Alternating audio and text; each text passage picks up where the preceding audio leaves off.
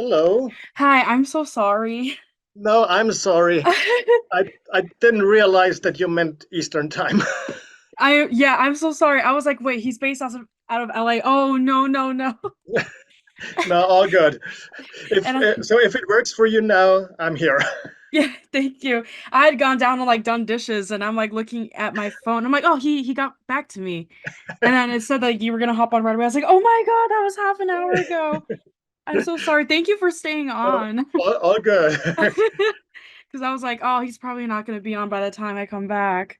But it Yeah, can't hurt no, to I try. just wanted to send another email, but no, I still have time now. All good. Thank you so much.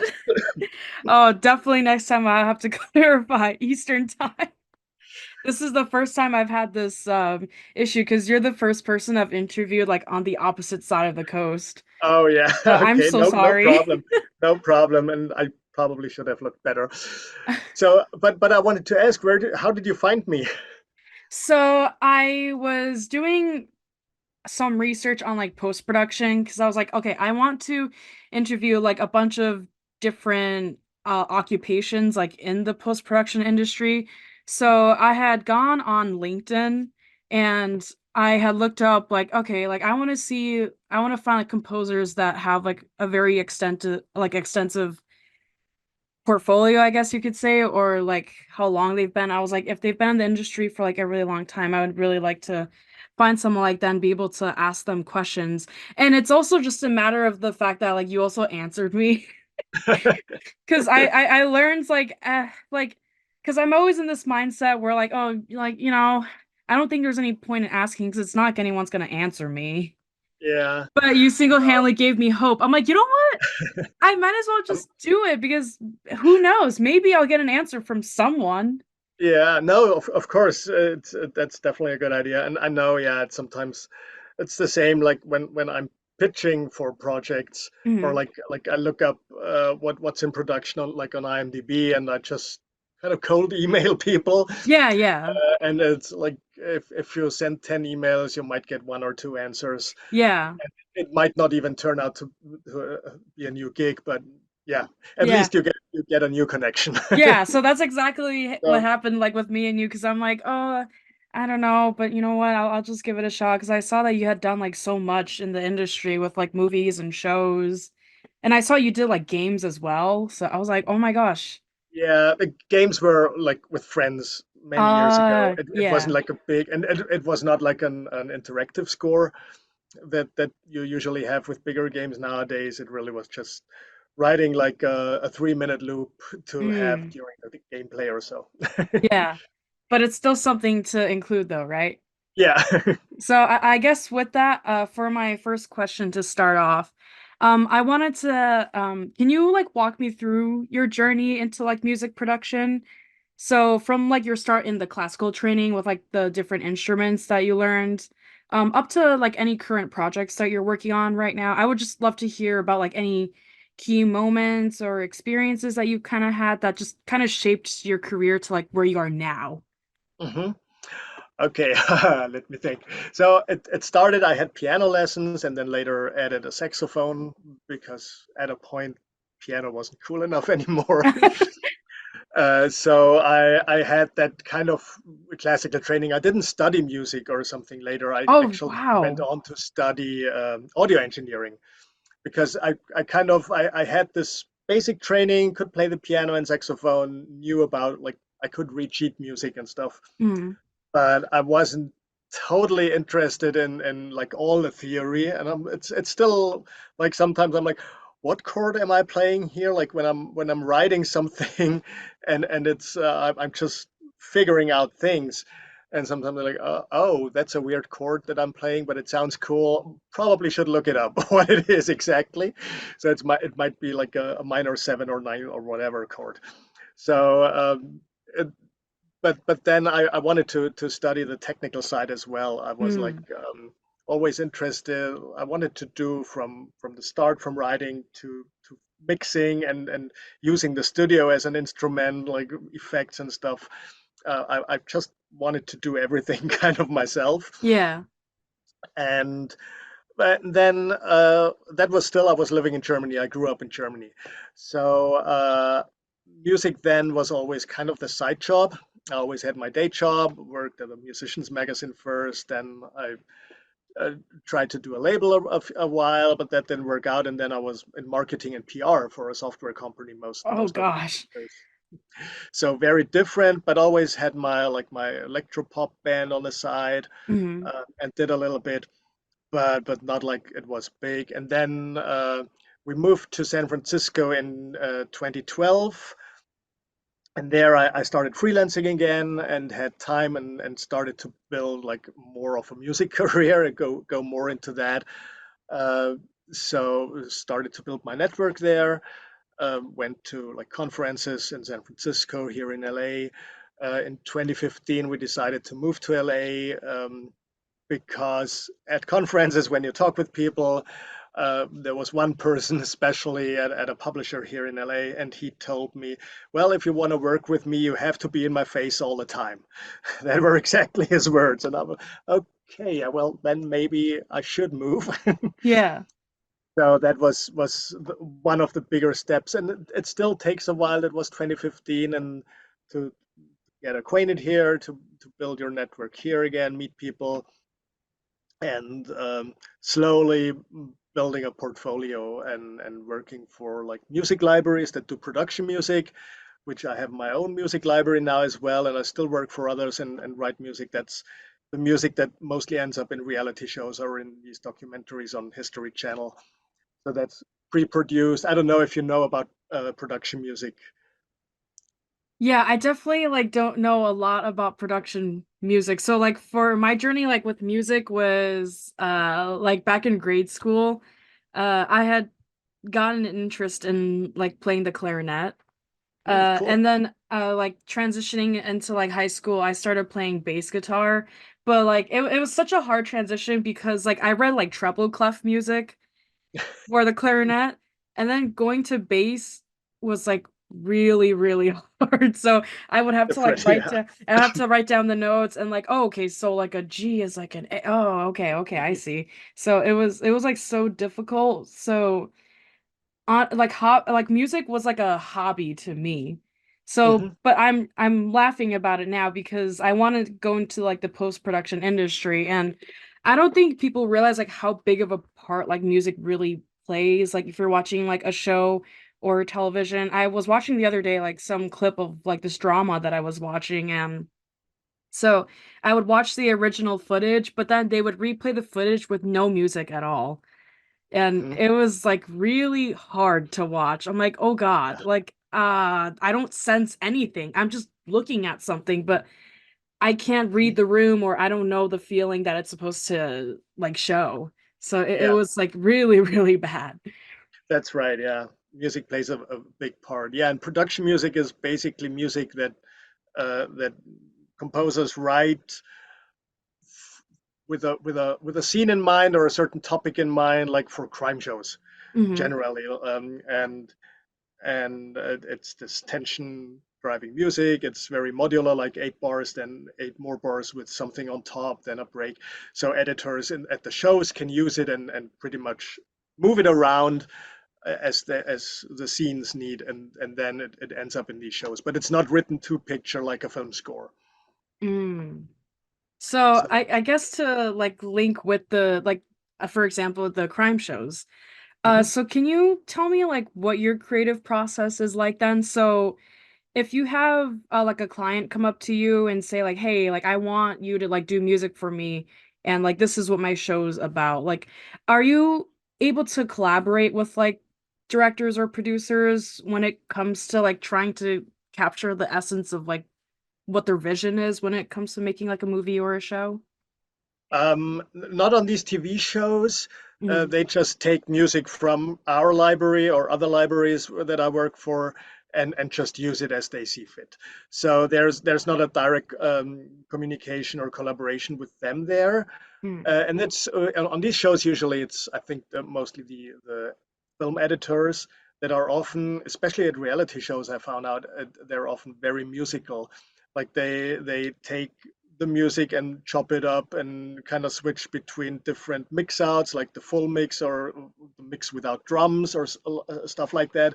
So they basically um, kind of cut it up and make sure it still sounds good and has the rhythm of the scene.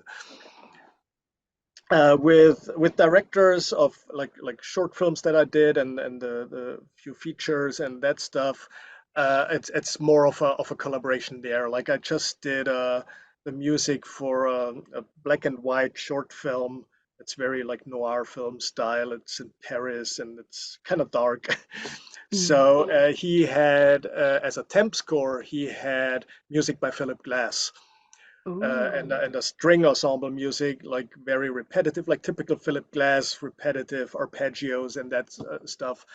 And he wanted something similar, so I started with it a little bit, but then he kind of guided me towards what he thought, and it took a while, but it's exactly that collaboration where the director somehow tells you after like the first draft you do what he likes or doesn't like, and even if they can't don't know musical terms, they at least it's always good to talk about the emotions that should be in the music or what's in the scene, or in that case it was a lot about the voiceover that's there that tells a story. So to go into that and then write the best music for it.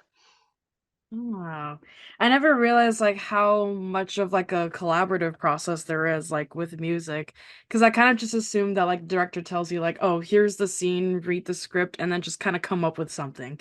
That happens too. Yeah. I mean, I had that like the werewolf film I did last fall. Um, it's a very low budget project, so the Mhm. director knows he can't really pay well, and he's like, do whatever you like. And we worked on a project 1 year before that as well, and he's like, I asked him, do you have any reference, like what style this time for this movie or so? And his notes were make it dark with heavy guitars. So okay, I went off like that, and so for instance, he's very easy to work with because it is such a low budget thing, and a quick turnaround. He's usually pretty happy with anything. Yeah. um, Gotta settle, right?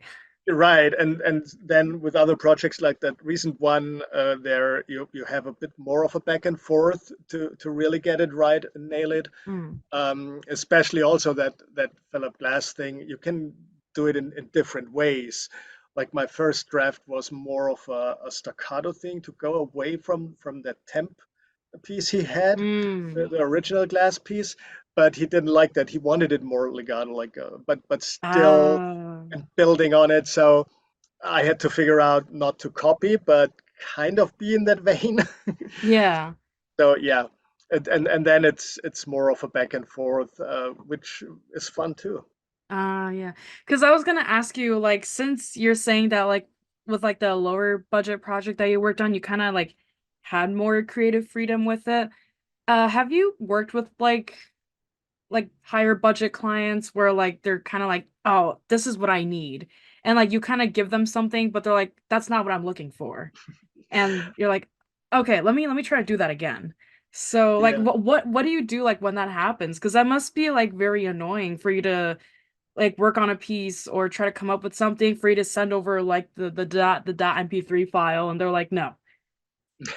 Yeah, I haven't had that fortune that I had a higher budget. So Mm, this actually was the first one where I used a friend. She plays cello and viola, mm. and to have a real player on it, especially because with these repetitive arpeggios, plugins often sound very robotic because it's always the same Ah, sample they use, or often the same sample. So every time you hit, for instance, a C, it's the same recording of the note. So it doesn't sound as realistic as it could be, or you have to do workarounds which take a lot of time. so at a point I was like, no, I'll probably add my friend and Yeah. give her a little bit money for it. Yeah, so it's easier So to just have someone come on and record themselves playing the instruments as opposed to trying to just mess around with it like on a keyboard. it often is easier Yeah. and even sounds a little better, or at least add to the plugins, add just one recording, like one track with a real player. I do that sometimes, like with guitar. I'm not a great guitar player, but I can add a little bit or some chords or stuff, and it becomes a more organic feel. Um, and but I had that like, yeah, that a director said no, that's not where where I wanted, and I wouldn't call it annoying, but at first, of course, it's like, how could you say that? It's such a great piece, but I I don't spent so tell much them that, of course. time. Yeah, yeah. Yeah. So I think about it, and I think what can I change to make it more into the director's vision? Because ultimately, I'm providing a service, they are Mm, paying for it, and I have to deliver, and it's their movie mostly. So of course, there's a team that makes the whole vision, brings the whole vision to life, but I'm just a one cog in that machine, and so it's their call. And I'm like, yeah, okay, I'll do it. And like the latest project that had several revisions, and the last ones were really just minor little changes in there. So and it's nice because quite often the music even gets a little better mm, because you have your, like, I have my piece that I wrote, and then notes come back, and then I can go from that and make it into something different that then really fits what they want. mm. So it's a lot of work then, huh? I'm Sometimes it is. struggling. Yeah. Yes. All right. So I know you're part of a band called Angels on the Battlefield. Right. So when you work with like your different band members, like I can't fathom like how like making music works. Like can you try to explain to like a dummy like when you're making music, like what is step 1 and then how do you get to step 2? Like what instruments come first? Like I'm like where do you come up with the notes and then yeah, I'm just like so confused. Like how do you make it all work and all come together because it's many different pieces. It's like many different puzzle pieces, and you just gotta kinda put them together one by one. So, where Yeah, is the first puzzle piece, and how do you start? the puzzle is a good comparison. Um, with that band, as it was kind of conceived by our guitar player, JD. Mm, He's kind of the band founder and brought the others and me in. Um, so he had the songs in demo versions. He had his guitar, he had the melodies, chords, everything set out. So the pieces were there. He had drums and bass just on the computer, as like as he saw, and then the drummer takes that and makes it into like big real drums. The bass player the same, and I go and add whatever fits. It could be like electronic elements like synthesizers, or it could be strings and brass. A lot of strings and brass because it's more epic symphonic metal kind of thing, yeah. and instrumental, which also has the need, that you have different elements that kind of weave in and out, to keep it interesting throughout the piece. Um, so with that so far, I mean, we never really recorded in the studio all together. So we have the guitars, Okay. the bass player records with his setup at home, the drummer in his studio, rehearsal studio. I have everything here. Then I get the stems, so like their recordings, their little single tracks, and kind of bring everything together. Start a first mix, add my stuff, start a first mix, and then send it around to the guys and get their feedback. Yeah, again, that's a collaboration, but a remote collaboration again, Yeah. even if we're all in LA and we meet up at our rehearsal studio to rehearse the songs. Yeah. Um, but the recording was really a different process. Oh, I'm sure. Do you think like maybe like COVID has something to do with it? Like if or is it like you kind of prefer like doing recordings like you guys prefer doing like recordings on your own versus like kind of all meeting up in person recording together?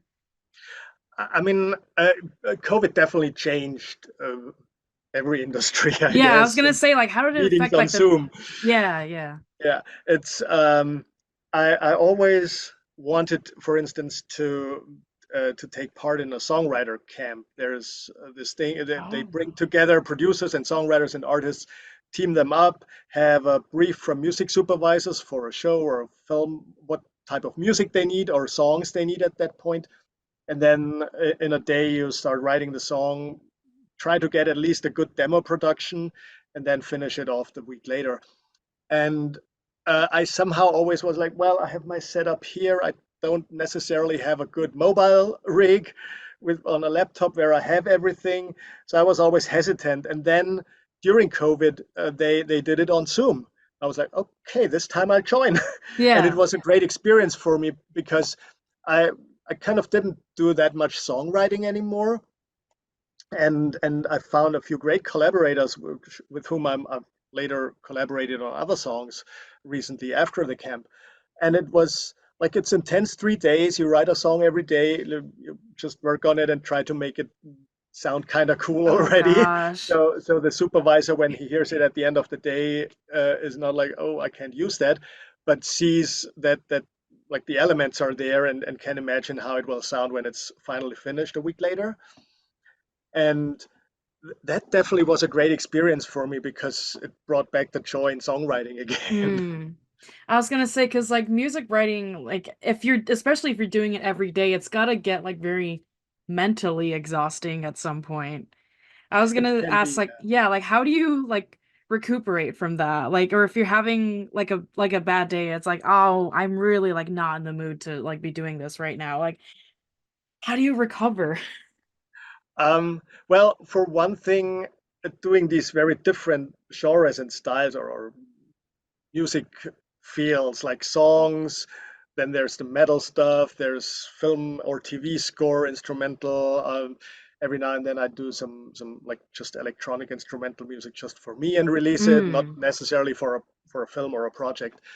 That already helps because it keeps it interesting. Like uh, today I'll have some hip hop tracks for a library to finish, kind of, and then but also I'll have a song, a cover version that's very trailer sounding. So it's very different songs and instrumental pieces. That keeps it interesting, and then I just go off on an evening or over the weekend and just read something or Yeah, you need that like it's that yeah, relaxing day. we have two dogs, so they need to be walked in the afternoon. So Yeah. that's already like 30, 40 minutes. Oh, geez. So where I'm like, okay, I'm out. Yeah. Wow. And Well, that helps, yeah. yeah. Wow. Well, I learned a lot today. Well, I hope it's a little of help. Yeah, no, I don't know, definitely. like, I didn't realize like also kind of how in a sense like disconnected like the music making part is like compared to like the director like making the film. Also like with the TV, I didn't realize that like you kind of just make up your own music, release it, and then people just kind of find it and say like, "Oh, can I use this?" And then yeah. it's up to like the editors to kind of figure out like how the music fits in. Because I had like a bunch of questions for you, like, oh, when it comes to like a film, like how do you incorporate your music into the film? Like if there's certain emotions, how do you convey the emotions? Mhm. But I suppose that all comes down to you just kind of making your piece, and then the editors, like if it's a sad scene, maybe they'll make the music more quiet, slow it down, or if it's like an action-packed scene, they'll speed it up. I kind of thought like that was Yeah. all up to you and not the editors, and they just kind of like throw it in and edit Mhm. their footage and just it all comes together. Yeah. With like TV, a lot of TV shows. I mean, not scripted TV, not like if you watch a Marvel a TV show, a Hmm. series like Loki, that's music written to the picture and Hmm. for it, and that's different. But all the reality shows, like in production music, that I do a lot, that's exactly like you just described with the films and short movies and all that. That's a more direct collaboration again. Yeah, it's Mm. there. And the inspiration is there from the picture itself because I see it, I see the scene, I know what's happening, have the dialogue. I might ask the director what a character is thinking really, because that's what the music should convey. Like you have the dialogue, but if the character maybe thinks something different, that's where the music comes in, or just to support a scene. If it's a sad scene, you might do some sad music or Yeah. whatever. So, so there it's more uh, to what's already there. Mm. All right, so that's all I had for today. Okay, I perfect. really appreciate you taking the time to, Yeah. just speak with me. And again, I just really want to apologize for No, the I'm sorry. miscommunication with the time. If I had read it correctly, I would have been there at 11, 2 p.m. No, no, So, I don't think I even specified to like where I was even from. I just said like, oh, like I'm just a college student and I need help with something. Can you help me out? You're like, sure. But I knew that you were based out of LA, so I definitely should have communicated. It was like Eastern time, no, please. all I good. think I'm not even joking. I think you're like the first person on the West Coast like I've ever communicated with, like, Oh, period. wow. So Okay. Well, yeah. I'm sure. So Yes. yes. So I definitely know now, but just again, just to step back from the interview, I just really want to appreciate you. You know, you had a lot to share with me, and again, like there was a lot about the process that I didn't realize like it is the way it is. Mhm. So Cool. but Then yeah. it was a little helpful. I'm glad. No, Thank you. definitely. Because what I plan on doing with this interview of ours, because for my project, I want to do like editing based stuff because I want to go into the post production field myself. Mhm, But I think it's kind of funny because like my interest is kind of aligns with yours, just in a different industry. It's just like I'm kind of interested in a lot of different things. mhm. And I'm at a stage right now where I can't really decide where in like the post-production industry I want to be at. So I guess that's also why I'm interviewing you, because I just want to interview a bunch of people and see like what's less stressful. Yeah, yeah. Music can be very stressful. I mean, probably all parts in post-production and a lot of No, for jobs can be, sure, yeah. but I think it's as you have these different interests in post-production, it might actually be pretty good to have that, because especially as the industry changes and then with AI coming and whatnot, Oh it might yeah. be good if you like have different hats you can take on, and maybe a week do this, like editing something, and the next week you do something else, or in post production. If like if you have these interests and skills, that definitely can be a good bonus. Yeah, for sure. So I kind of wanted to take like a segment of our interview that we've done together and I want to make a video. Mhm, So it'll be like what is being a composer like in the post-production industry? mhm. And hopefully I can kind of like share what you share with me today and like your experiences, like because you've been in the industry for 25 plus years, you said. Yeah, Yeah. but like full time only like the last mm, 8 years or so. Yeah, but if I mean if you were doing it as like a side gig like way back, then you definitely had an interest for it at some point, right? It's like, Yeah, okay, well this is interesting enough where I want it as like a full-time career in the future. exactly. Yeah. So, yeah, I really appreciate you taking time today. Yeah. Yeah, And thank you. You're very welcome. If you do a transcript or do the video, feel free to send it over. I'd like to see it. But yeah, yes, absolutely, because the definitely. next thing I plan on doing is transcribing this. I thought So so. that's gonna be fun. Yeah, maybe AI can help with that actually. I it's funny you say that because like I was given that suggestion like, oh, why don't you just use AI? But I think that like by going back and listening to the recording, I like I'm very like I like to listen. So if I listen to what you say over and over and over again to me, I can really like engrave it in my brain. Like that's what Chris said. Like remember that. Yeah, that's So right too. Okay, cool. Yeah, thank you Well, so much. you're very welcome. Have a nice rest of your day, Yeah, you and as well. we'll be in touch. All right, sounds good. Thank Okay, you. bye. Thank you. Bye. Bye.